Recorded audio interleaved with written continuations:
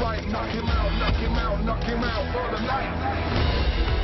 Interesting news conference, different having it earlier in the week, I suppose, on the Monday, a bit unusual, but I mean, overall, how do you think it went? He had a lot to say again, didn't he, Vladimir? It went well. Normally you do it on like the Wednesday or the Thursday before a fight, so you know only in 2 days that you're going to fight.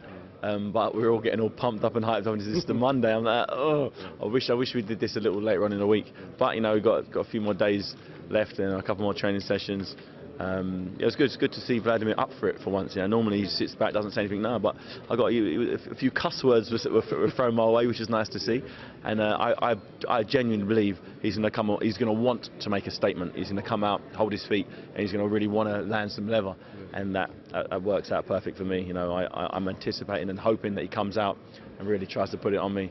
And I just can't wait. I can't wait for Saturday night. I mean, Big Brother was in the audience as well, and felt the need to get involved.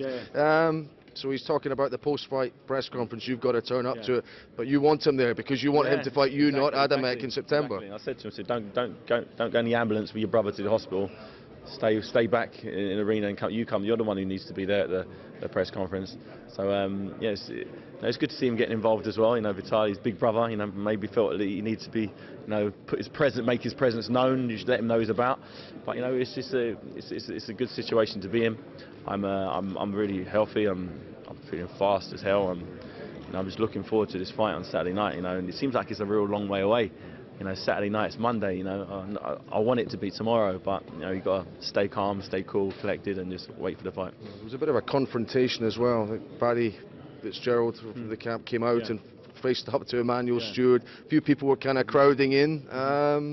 You know, does that illustrate the edge there is to this? Yeah, you know, Paddy's been a part of the Haymaker team for a while now. You know, he's been here, you know, for George's fight, my fight, and you know, I was trained with Paddy when I was, you know, since I was like 17, so a long time. You know, as long as I've known Adam, I've known Paddy, and you know, he's a good guy. He's been around. You know, he worked with Brewster before Brewster knocked out Vladimir Klitschko, and actually the beef is, you know, Paddy went into the changing rooms and realised that Vladimir's hands were getting wrapped illegally, and made him take his wraps off, which infuriated Emmanuel Stewart by having to take off Vladimir's illegally wrapped gloves, hands, and re-wrap them. So that's where their confrontation went. That's why Paddy said, "You're being nice to me now. Last time you said you were effing and blind and telling me to get out of the change rooms." So it's nice to know that the guy that was there for Vladimir is one of his biggest losses. Is, you know, is part of my team, and he knows Emmanuel Stewart. He's worked alongside Emmanuel Stewart, so he knows what Emmanuel does in training, and he's a good part of the team. I mean, I asked you in the news conference about the referee, and I know you're not getting involved in all of that, but are you worried about maybe the tactics that Vladimir will use to try and lean on you, maybe to lean his weight on you? And do you need a strong referee? Is that the bottom line? Without a doubt, you need a fair referee. I'm not asking for a strong one, a weak one. I just want one who's fair, who knows the rules of boxing, and that will implement them. You know, if he does 3 fouls, just take a point away. Plain and simple. That's the, you know, I'm not asking for anything special. I'm not asking for a hometown referees, judge. I just want judges who are fair. I don't care where they're from. As long as they're fair, and they've shown to be fair in the past, and they've got no real tight affiliation with either one of myself or Vladimir, then that's what I'd want in an ideal world. Whether I'll get that, you know, is a different story altogether. You enjoy the big stage, but can you understand why less experienced fighters coming over to fight Vladimir struggle in this atmosphere? He does all the name dropping, all the people he's met. Maybe does that get to certain guys? And how are you going to guard against it getting to you in any way? He ran a list of about 20 different people that he'd shook hands with. You know, the Dalai Lama. How the hell is shaking the Dalai Lama hand going to help it when I'm trying to thump him in his head? I can't see the connection. You know, but I do things to get under his skin. You know, with my iPhone game, that really got to him. You know, the David Haye's knockouts, available on iTunes.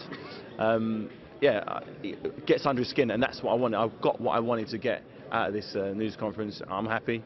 His team was all unsettled. You can see the tension. You can see all his team. They were all flustered. They was all shook up. You know, there's all what they didn't know what to do. You know, so it's a good. I'm happy where I'm at. Yeah, but I'm wondering. I know you've got your battle plan. seeing Emmanuel Stewart there brought back memories of Lewis versus McCall, where they choreographed one drill. I'm wondering if this will be down to one split second, maybe this fight potentially on Saturday, a bit like that. There's definitely been some choreography going on backstage, and Vladimir won't be liking what he ain't going to be wanting to dance with me for too long with the choreography that I've got planned. Yeah, because there was some broken glass, I noticed, at the start of the news conference today. Will there be more? Everyone's all nervous and jittery, knocking glasses over.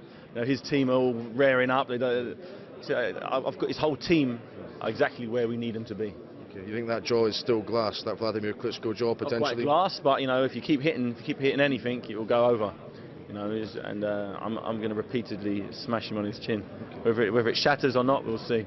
David, a lively start to the week. Thanks, I wish you well. It's going to be some build-up to this. It already feels big, doesn't it? It does. Yeah, I mean, massive occasion this room, an absolute press of bodies, over 150 journalists in here, but it's only the start of the week. I think we'll have a few more twists and turns before we get to the big night on Saturday night. Haye versus Klitschko.